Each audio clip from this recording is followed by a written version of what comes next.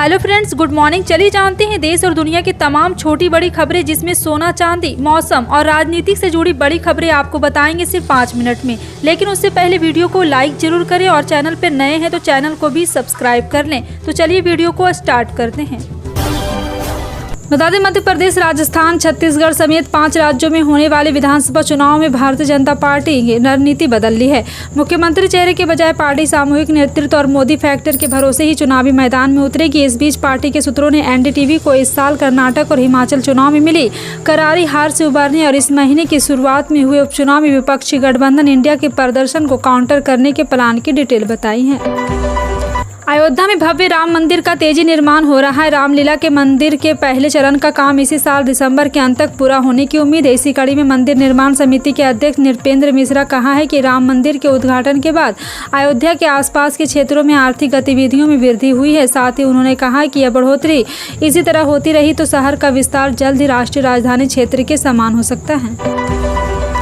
कांग्रेस नेता राहुल गांधी ने बुधवार को रिकॉर्ड बेरोजगारी और कमरतोड़ महंगाई के मुद्दों को उठाया और आनंद विहार रेलवे स्टेशन पर कुलियों के साथ अपनी हालिया बातचीत का एक वीडियो साझा किया।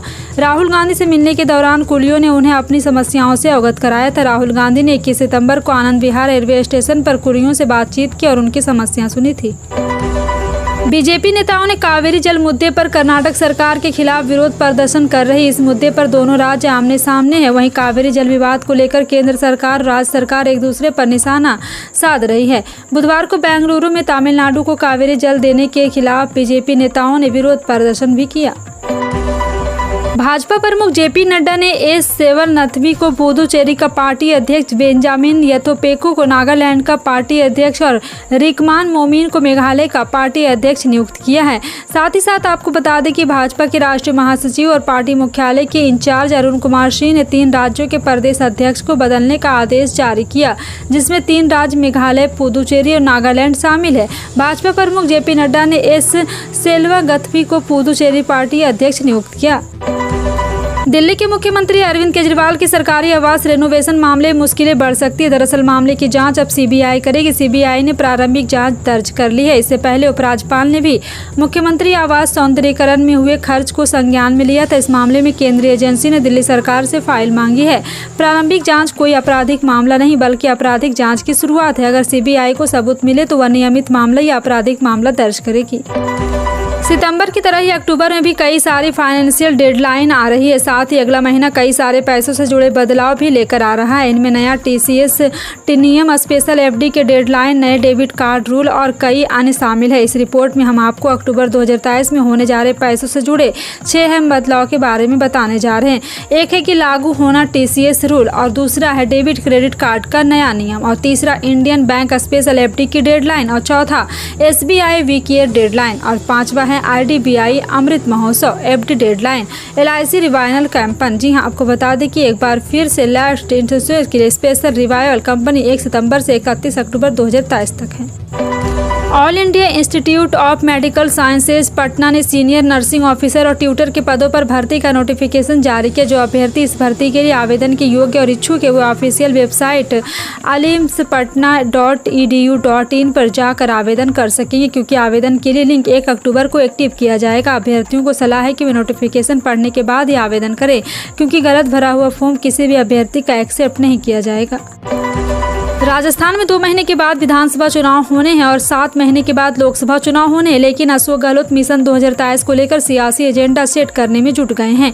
विधानसभा चुनाव की सियासी तपिश के बीच सीएम गहलोत मिशन 2023 अभियान के तहत एक यात्रा शुरू की है, जिसके जरिए 18 जिलों के 38 विधानसभा सीटों को साधने की कवायद करेंगे। इस दौरान मंदिरों में दर्शन करने के साथ साथ लोगों के साथ संवाद भी करेंगे। इंडिया गठबंधन में रहते हुए अखिलेश यादव मध्य प्रदेश में चुनाव प्रचार के लिए उतर गए हैं। दोनों पार्टियों के सीटों को लेकर अब तक कोई समझौता नहीं हुआ है। एमपी के रीवा में एक जनसभा में अखिलेश यादव ने कहा कि देश का अगला प्रधानमंत्री समाजवादी पार्टी की पसंद का होगा और वो इंडिया गठबंधन का ही होगा। समाजवादी पार्टी और कांग्रेस का गठबंधन एमपी चुनाव को लेकर नहीं हुआ तो क्या कुछ सीटों पर दोनों पार्टी एक दूसरे के खिलाफ लड़ेगी। राजस्थान पब्लिक सर्विस कमीशन की तरफ से राजस्थान प्रशासनिक सेवा यानी RPSC RAS 2023 परीक्षा 1 अक्टूबर 2023 को आयोजित की जाएगी। इस वैकेंसी के लिए आवेदन करने वाले उम्मीदवार का इंतजार खत्म हो गया। आयोग की तरफ से परीक्षा की तारीख की घोषणा हो गई। इस परीक्षा में शामिल होने से पहले ड्रेस कोड के बारे में जरूर जान ले। राजस्थान पब्लिक सर्विस कमीशन की तरफ से ज़्यादा इस वैकेंसी के कल 905 पद पर भर्ती की जाएगी। और आपको बता दें, राजस्थान प्रशासनिक सेवा शामिल उम्मीदवारों की एंट्री नहीं मिलेगी और एडमिट कार्ड प्रिंट ले जाना बहुत ही ज़रूरी है। इंडिया में एंड्रॉयड यूजर्स को अब पहले ही भूकंप आने का पता चल जाएगा। दिग्गज टेक कंपनी गूगल ने एक नया सिस्टम लॉन्च किया है। इसका नाम एंड्रॉयड अर्थक्वेक अलर्ट सिस्टम है, जिसके बाद से कंपनी लोगों तक भूकंप का अलर्ट भेजेगी। कई देशों में पहले इसका सिस्टम इस्तेमाल किया जा रहा है। अगर समय से पहले भूकंप जैसे प्राकृतिक आपदा आने का पता चल जाए, जान माल के नुकसान को कम किया जा सकता है। देश में समान नागरिक संहिता की बढ़ती मांग के बीच झारखंड के मुख्यमंत्री हेमंत सोरेन ने प्रधानमंत्री नरेंद्र मोदी के आदिवासियों के हित में आदिवासी सरना धर्म कोड पारित करने का आग्रह किया। प्रधानमंत्री को लिखे पत्र में हेमंत सोरेन ने कहा, साल 2011 की जनगणना के आंकड़ों के अनुसार देश में लगभग 12 करोड़ आदिवासी निवास करते हैं। हेमंत सोरेन ने बुधवार को प्रधानमंत्री मोदी को पत्र लिखकर आदिवासियों के लिए सरना धार्मिक कोड को मान्यता देने की मांग करते हुए लिखा। राष्ट्रीय विधि आयोग ने 3 अहम मुद्दों को लेकर बैठक की। बैठक में सबसे अहम एक देश एक चुनाव का मुद्दा रहा। सूत्रों के मुताबिक बैठक में बताया गया है कि एक देश एक चुनाव के लिए अंतिम दस्तावेज तैयार करने और कुछ समय लगेगा और इसके बाद अन्य बैठक करनी होगी। बैठक में बताया गया कि इसके लिए कुछ संवैधानिक संशोधन की भी आवश्यकता है। RRB NTPC परीक्षा में शामिल होने वाले उम्मीदवारों का इंतजार खत्म हो गया। रेलवे रिक्रूटमेंट बोर्ड की तरफ से नॉन टेक्निकल पावर कॉर्पोरेशन यानी कि NTPC के लिए 2019 में निकली वैकेंसी का रिजल्ट जारी किया गया। इस रिजल्ट का इंतजार करीब 4 साल से हो रहा था। रेलवे भर्ती बोर्ड की तरफ से जो वाइज रिजल्ट जारी किया गया। RBI NTPC की नोटिफिकेशन 28 फरवरी 2019 को जारी हुआ था। राष्ट्रवादी कांग्रेस पार्टी के टूटने के बाद शरद गुट और अजित पवार गुट के बीच पार्टी की कमान को लेकर खींचातान जारी है। इस बीच अजित पवार गुट ने दिग्गज नेता छगन भुजबल के भतीजे समीर भुजबल को मुंबई का NCP अध्यक्ष चुना है। वह महाराष्ट्र के नासिक से सांसद रह चुके हैं और पूर्व सांसद मनी लॉन्ड्रिंग के मामले में अरेस्ट कर चुके हैं। दिल्ली के मुख्यमंत्री अरविंद केजरीवाल के आधिकारिक आवास के रेनोवेशन में फिजूल खर्ची या वित्तीय अनियमितताओं की CBI ने बुधवार को जांच शुरू कर दी। रिपोर्ट के मुताबिक CBI ने दिल्ली सरकार के PWD विभाग से PM आवास के रेनोवेशन में संबंधित सभी दस्तावेज 3 अक्टूबर तक जमा करने को कहा है। CM आवास के रेनोवेशन में करीब 45 करोड़ रुपये खर्च हुए थे। इस बीच आम आदमी पार्टी का बयान भी सामने आया। आपने कहा कि BJP चाहे जितनी जाँच करा ले, पहले कुछ नहीं निकला था, अब भी कुछ नहीं निकलेगा। अरब सागर में कम दबाव का क्षेत्र बनने से महाराष्ट्र में हर जगह बारिश हो रही। पुणे मौसम विभाग ने भविष्यवाणी की है कि अगले कुछ दिनों तक विदर्भ को छोड़ कई जगहों पर बारिश होगी। बताया जा रहा है कि एक कम दबाव का क्षेत्र बुधवार पूर्वी से विदर्भ के दक्षिण कोंकण की ओर बढ़ गया है और इसके चलते अगले 72 घंटों में राज्य के कोंकण और मध्य प्रदेश में भारी बारिश होने का अनुमान है। मौसम विभाग की ओर से दी गई जानकारी के मुताबिक महाराष्ट्र में अलग अलग स्थानों पर गरज चमक के साथ बारिश हो रही है। इंटरनेशनल मार्केट में कच्चा तेल अपने रिकॉर्ड स्तर पर बना हुआ है। 27 सितंबर को सुबह के वक्त क्रूड ऑयल की कीमत में बढ़त देखी गई थी। बीते 2 दिन से कच्चे तेल की कीमत $93 प्रति बैरल पर दर्ज की जा रही थी, जो आज भी $94 प्रति बैरल के पार पहुंच गई है। इस बीच भारतीय तेल कंपनी ने भी पेट्रोल डीजल के 27 सितंबर के लिए रेट जारी कर दिए हैं। दरअसल भारतीय तेल कंपनी द्वारा रोज सुबह 6 बजे पेट्रोल डीजल रेट अपडेट किए जाते हैं। अंतर्राष्ट्रीय बाजार में कच्चे तेल की कीमत के आधार पर ऑयल मार्केटिंग कंपनियां रोज पेट्रोल और डीजल के दाम तय करती। हालांकि राष्ट्रीय स्तर पर पेट्रोल डीजल के भाव अपरिवर्तित हैं। प्रधानमंत्री किसान सम्मान निधि योजना के तहत हर साल किसानों को 6,000 रुपये उनके खाते में भेजे जाते हैं। सरकार द्वारा चलाई जा रही इसका स्कीम के तहत दी गई राशि डायरेक्ट किसान द्वारा दिए गए उनके बैंक अकाउंट में जाती है। केंद्र सरकार द्वारा चलाई जा रही इस योजना का लाभ करोड़ों लोग इस समय उठा रहे। मोदी सरकार किसानों पर खास ध्यान देती हुई दिख रही है। अभी तक कुल 14वीं किस्त लाभार्थी किसानों को भेजी जा चुकी है और अब किसानों को 15वीं किस्त का बेसब्री से इंतजार है। ऐसे में कहा जा रहा है 15वीं किस्त का लाभ कई किसानों को नहीं मिलेगा। मीडिया रिपोर्ट के मुताबिक भूलेखों के सत्यापन के दौरान हर किस्त में पहले कई किसान को लिस्ट बाहर कर दिया जाता है।